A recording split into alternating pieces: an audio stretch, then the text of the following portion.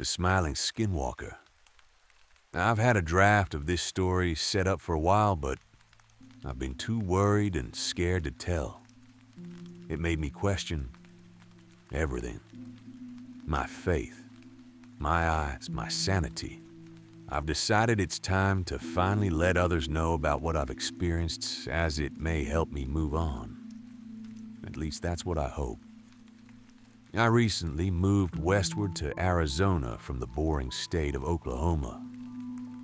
I am a devout Christian, and never once before this had I believed there were entities in existence that we couldn't hunt down with our modern advancements.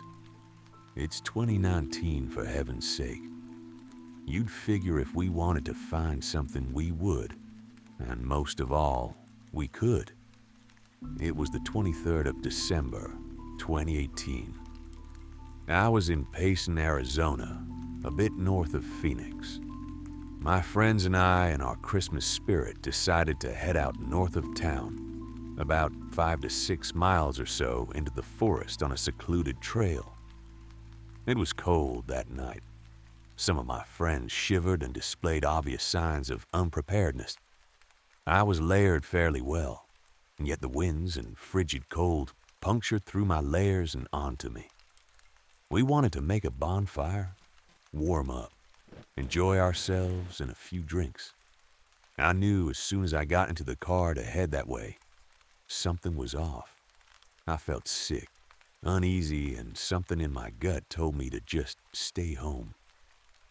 But I couldn't put my finger on just what, and ignored my ever so looming feelings of anxiety. We picked up friends and headed to the trail. I'm a huge nature lover, and always felt safe in the confines of the forest. I felt in control, at ease. But not tonight. It may sound cliche, but I'll be damned if it didn't feel like someone or something was watching me when we finally got there. And when I had gotten far enough down the trail that turning back would be no hasty endeavor, it finally hit me why I felt so eerie. That same year, during the weeks prior to Thanksgiving, I was here before. It's not a spot we usually go to, therefore I was not familiar with it, nor were my friends. We were coming out for the same reason we were in December, for a few drinks around a bonfire. It was late. I, however, hadn't had any spirits that night. It was my job to gather firewood. I didn't mind. My chance to survey and explore the area around us wouldn't be bad. Before I even left our area, things took a turn for the strange. I was at the edge of the light being cast from the small bonfire I was to gather more fuel for. In the faint glow of the far trees, I caught a glimpse of something dark behind a tall pine. I asked backwards to my friends if it was out of the ordinary for people to be hanging around this spot. My query was only met with silence from them as they drank on. I took a few more steps beyond the comfort of the blaze, keeping my eyes affixed on the tall, shadowy figure fixated behind the tall trees.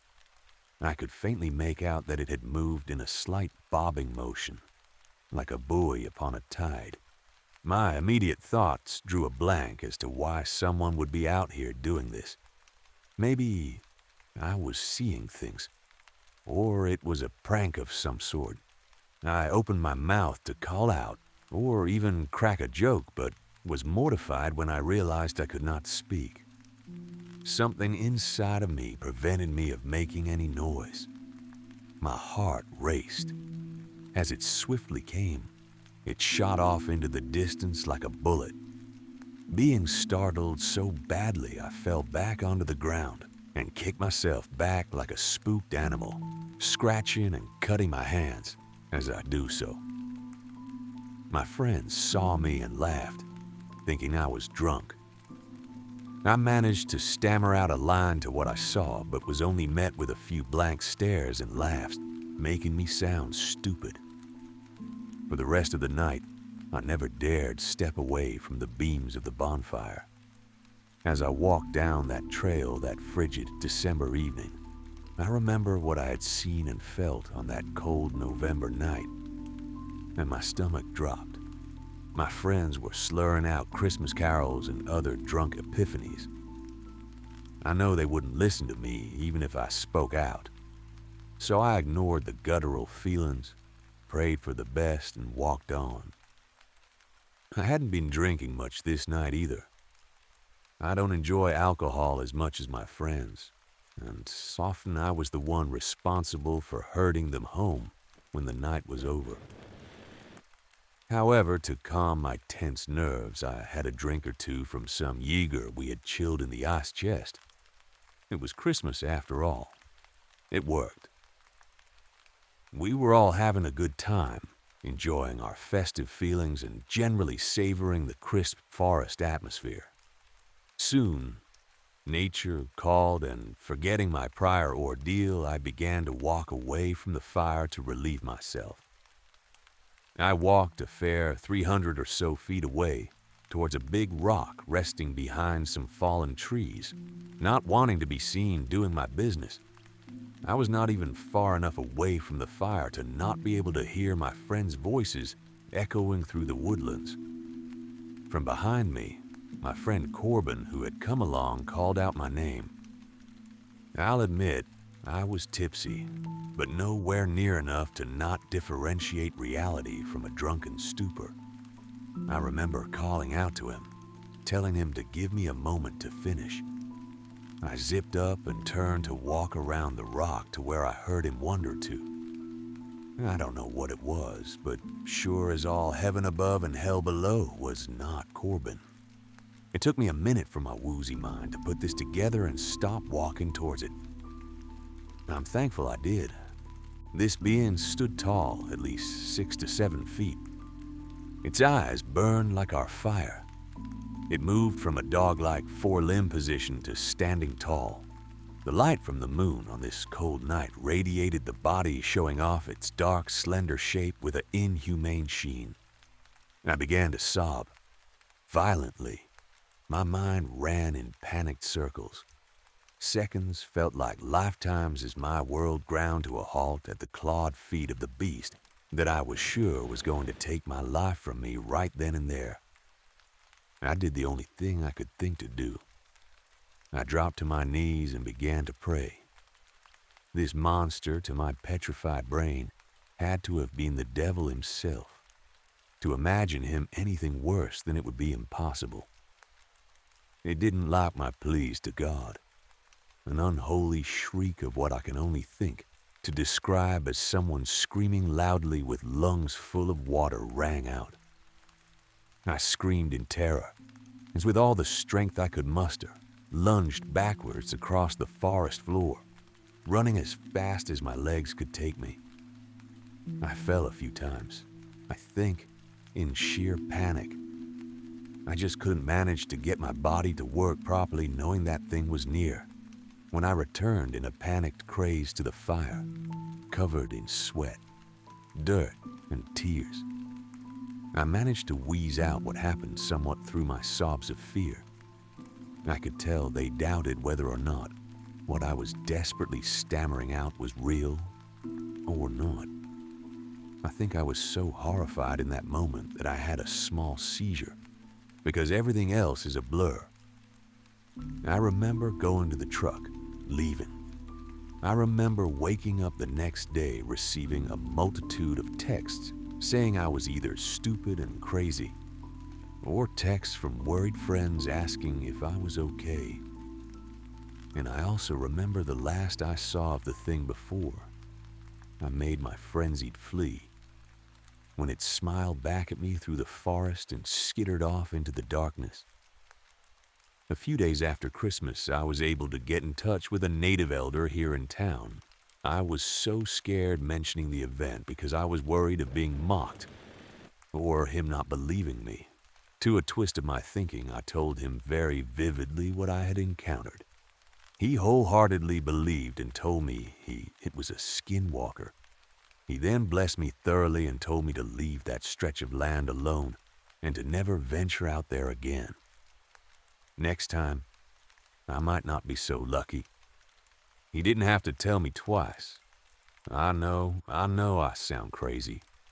If I were you, I wouldn't believe me either. But you don't have to. All you have to know is, for the love of God above and all things holy, never forget that we are not alone on this earth. Sometimes during the night, whenever I look out my window, I catch sight of eyes in the trees looking back at me. My first skinwalker experience. When I was younger, my family used to travel a lot. I got to see most of the US and many other countries. From most trips, I hold cherished and memorable experiences that I will never forget. However, one trip still plagues my mind and haunts my nightmares. As per usual, our trips, I was spontaneously woken up at around 1 in the morning, given a single suitcase with a leave-in in 1 hour warning. A good few hours into the car ride, I read Welcome to Michigan and something about lakes. But it doesn't really matter.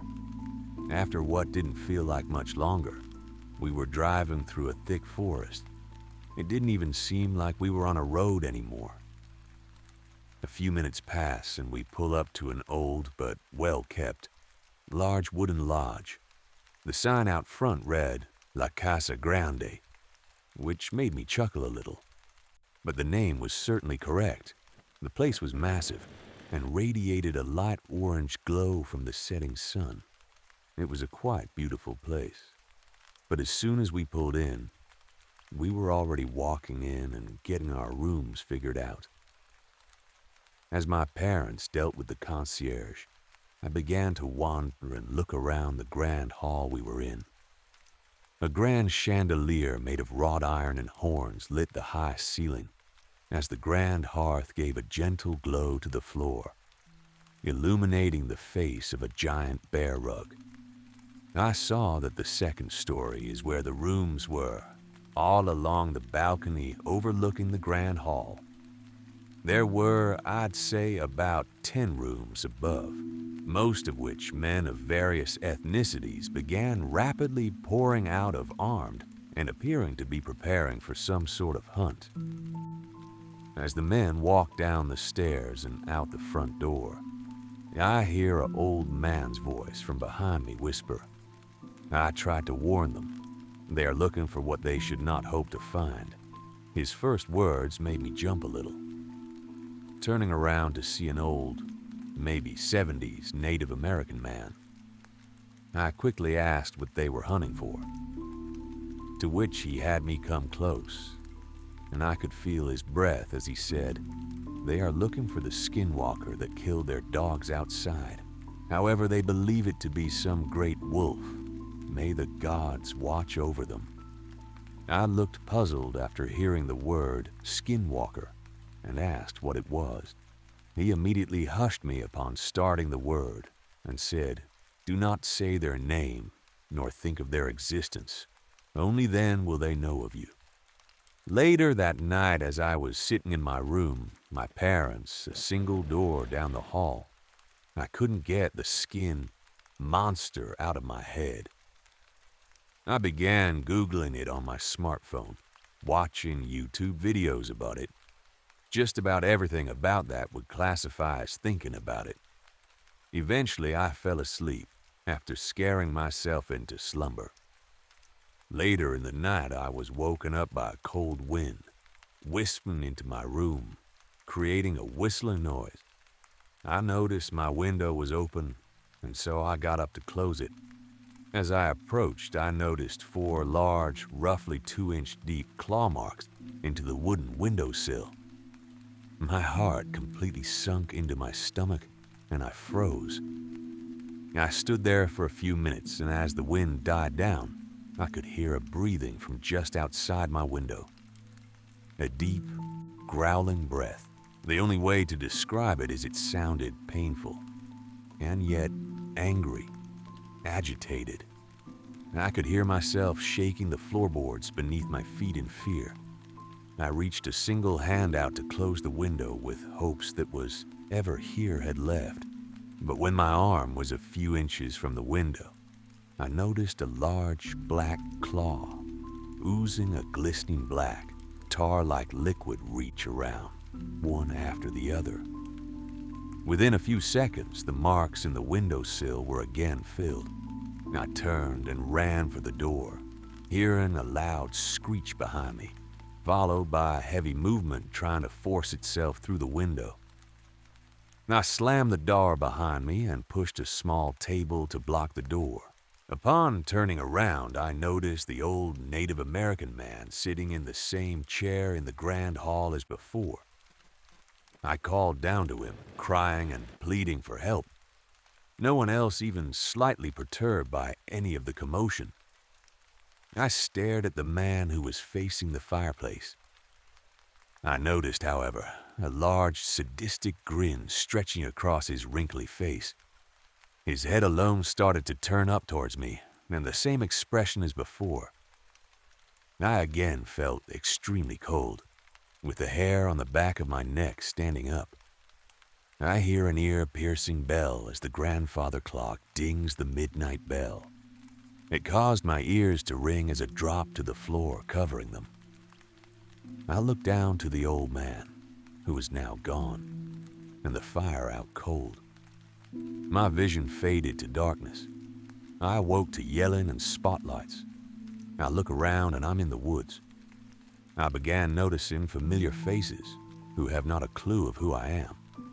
I noticed one man had on a digital watch and inquired the date and time. It is the same date, but he showed me the time. It was still midnight.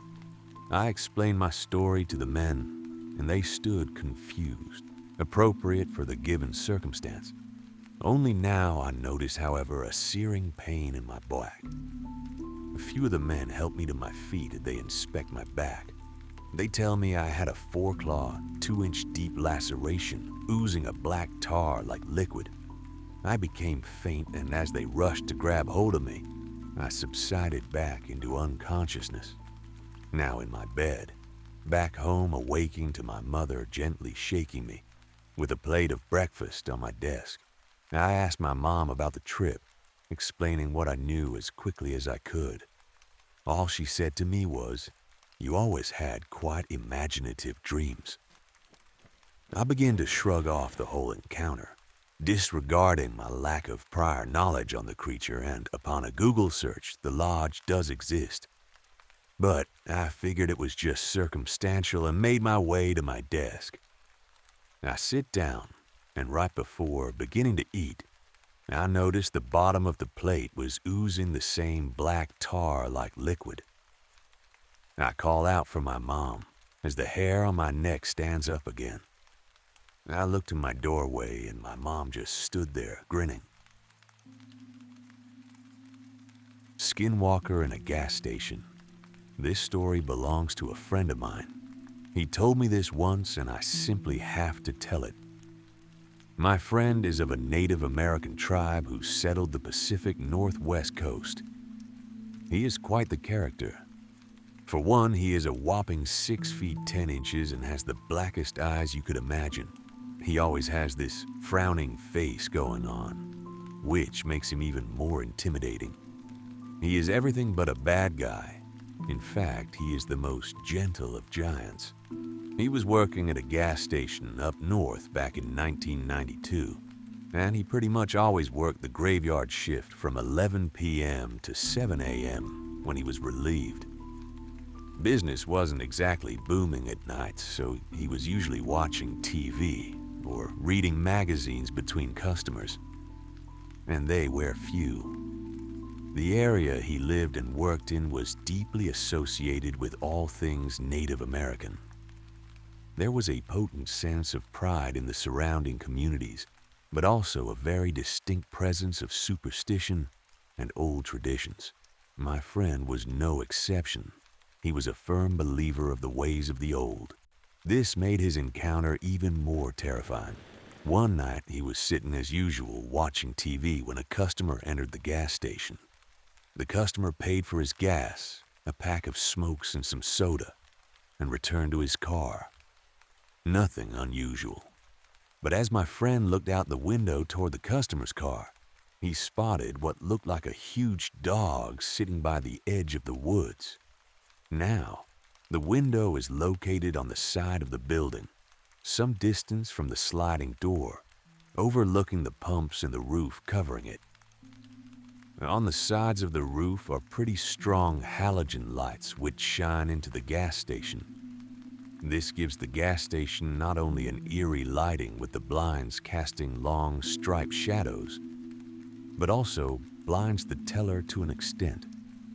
As he peered through the window, trying to focus on the dog, it was gone.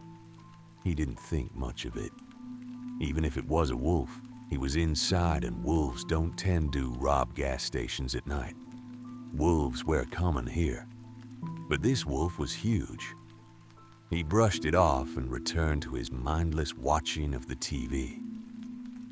A couple of hours go by and not a single customer has entered since the last one. He was just about to refill some condiments when he heard a large thud coming from the back. It wasn't inside, he could hear that, but it came from the back. And behind the building they keep the garbage. The gas station had been visited before by scavenging homeless, but my friend didn't really care. It wasn't his garbage, and it was just garbage. Let them take it. But it kept getting noisier. He decided to grab a flashlight and a gun from the office and circle around the back to tell whoever ventured there to leave, as he had had enough. His presence alone would have scared off anyone. But he wanted to feel safe just in case. He exited through the sliding doors, walking past the window he was just sitting by. As he turned the corner, he shines the light toward the dumpsters. As the cone of light hits the dumpsters, my friend instantly drops the flashlight and the gun. It's the huge dog he saw before, scouring through the garbage. It wasn't a dog, though. It clearly stood on its hind legs, reaching the same height as himself. It couldn't be a bear as it was too gaunt. The creature's eyes had been glowing in the light of the flashlight, making it even more terrifying. He ran inside the gas station and he wasn't followed. He locked the door, stayed inside the whole night, and quit the next day.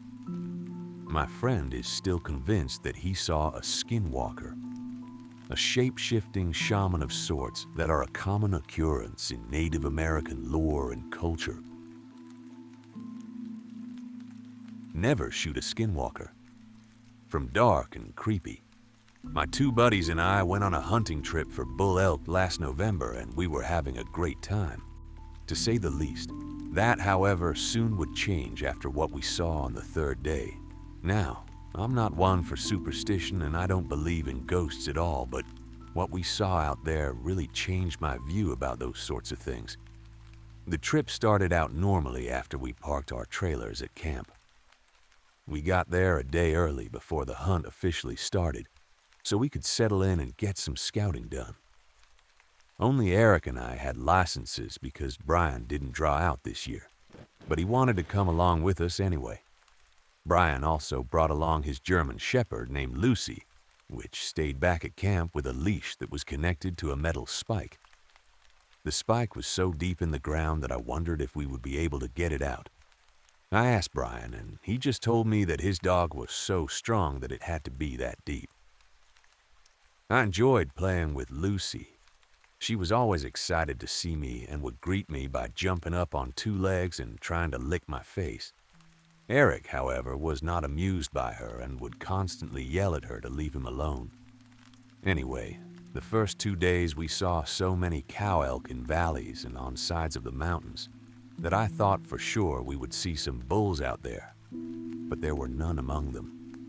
It wasn't until the third day of the hunt that we saw a bull elk, but it was too far away to take a shot at. And even if we were able to hit it, it would take hours trying to pack that thing out. So that evening we decided to hunker down next to some fallen trees and were able to watch a hillside. While we were surveying the area, Brian spotted a coyote about 250 yards, walking to a small pond of water strangely as if it was maimed. Eric took out his binoculars to take a closer look and he started to describe it, saying, "That coyote, it ain't right looking. It has a hunch on its back like a bear, and its jaw. Oh man, its damn jaw seems like it's been broken and now it's just drooping there like a dead fish." "Let me see those binos," I asked curiously with an outstretched hand. Eric handed them to me, and as he did, he seemed to grasp his gun tightly. I took them and looked at the animal and said, "You're right. That thing's jaw is just hanging there. Also, did you happen to notice its hair? It's so long and unevenly dispersed." I then handed the binoculars to Brian, and he looked at the coyote for 1 second and screamed, "Shh! Brian, shut up. We're hunting," Eric whispered harshly. "What did you see?" I asked as I looked at his shocked facial expression.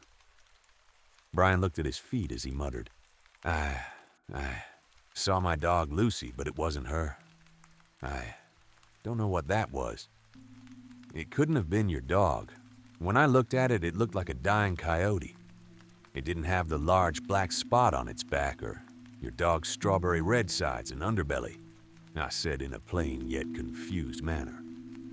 "Well, since we ain't gonna see anything out here 'cause you screamed like a baby, I'm gonna put that coyote out of its misery," Eric said angrily as he raised his rifle and looked through the scope. A large shot followed and we saw the animal drop down soon after. It was a clean kill and Eric was curious about seeing what was wrong with the animal up close, so he started getting ready to hike out. As he got his stuff together, he said, "You probably just didn't get a good look at it, Brian. Your dog is fine." Brian stood up and as he brushed the dirt off his butt, he replied, "I swear I saw my dog, but an evil, demented version of it with human eyes, but you guys are probably right. There's no way she could have had the strength to yank out the metal stake holding her back at camp." "Well, let's go find out the truth about this animal," I said somewhat excitedly as I started walking toward the dead animal. It took us about half an hour to hike over to it, and we lost sight of the animal's corpse as we had to pass through some trees. Once we finally got to the spot where the animal had dropped, there was no corpse, just a puddle of blood. However, the blood was blackish and very dense.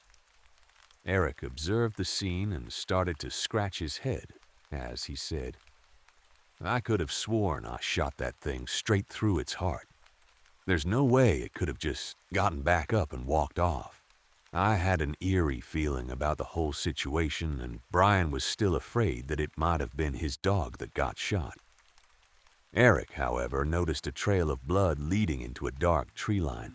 Without asking, he started to follow it and he loaded his gun. As he did, me and Brian were both freaked out and just watched Eric as he went into the forest. He soon went out of sight and Brian and I could not leave him here, so we waited. I passed the time by taking a skinny stick and poking at the puddle of blood. It smelled terrible, and the aroma hit me pretty hard, so much so that my stomach convulsed and I threw up. "You okay?" Brian asked as he put his hand on my back. Before I could answer, there was a loud shot that echoed through the trees, and we both looked at the direction it came from. "Must have found the animal," I said as I spit into the grass. As soon as I said this, we could now see Eric, but he was full-on sprinting. "Run!" he screamed as he ran at us. I noticed that he must have dropped his gun because he wasn't carrying it. I was about to ask him what happened, but Brian grabbed my arm and yanked me towards where we had parked the truck. Without hesitation, I ran. We soon made it back to the truck and my shoulder hurt from the rubbing of the gun strap. I looked back at Eric, who slowed down for nothing. I soon looked behind him and saw nothing chasing us. So I opened the truck and got in without worry. Eric then climbed in and told me to hit the gas and go. I was so perplexed on what Eric saw out there, and I knew that he hardly ever got scared of anything. So this started to freak me out. I started driving fast back to camp and I asked Eric, What did you see out there that was scary enough to make you drop your gun? I don't know, man. That was no damn animal. I followed the trail of blood and it stopped at the base of a tree. And I was wondering how a coyote was able to climb a tree. But when I looked up, I saw this hairy humanoid creature there. It smelled so freaking bad. Eric went on about how scary that thing was, and how he was done with the hunting trip and wanted to go home. We soon pulled into camp and mutually decided that we were going home. I started to pack my things and then felt like something was missing. I then thought to myself, Lucy? Where is Brian's dog? She usually always is so excited to see us back at camp. She can't stop barking and whining to be set free. As soon as I thought this, Brian started screaming and crying. I ran over to where he was and saw that his dog was gone. However, on further inspection, I noticed what Brian was looking at. Something had pulled out the metal stake in the ground and strung Lucy up on a nearby tree and had skinned her. Brian just could not stop crying, and Eric ran over to see what was wrong and just stood there jaw-dropped and frozen. He then muttered, "She was skinned alive. There's a bunch of bruising caused by struggling around her neck where the collar is." "Shut up, Eric. You ain't helping," I said as I put my shoulder around Brian, who had unstrung his dog's body from the tree. "Skinwalker," Eric said in a low tone of voice as he looked into the distance. He then screamed, "It's a damn skinwalker." I followed his gaze and saw an animal that looked like Lucy, but it had human eyes and a sickly green glazed-looking coat of fur. Brian stopped crying and just stood there, eyes locked on the beast. Eric then whispered with his voice quivering, "We all run to the truck on a count of 3. Just leave everything else." Brian and I slowly nodded and agreed to the plan. "Okay, 3, 2, 1. Eric whispered sharply and we all took off like a pack of gazelles for the truck. We hopped in and as soon as we did, we saw the skinwalker lunge at the US and struck the right side door with such a powerful blow that nearly tipped over the whole truck. It didn't stop me whatsoever, and I drove out of there faster than I ever could have. After that, none of us ever went hunting again in that area. We never even went back to claim our camping trailers and supplies. It was too terrifying to think that what happened to Brian's dog could happen to us, and that thing would walk around in our skin. Since that experience, I am now a superstitious person.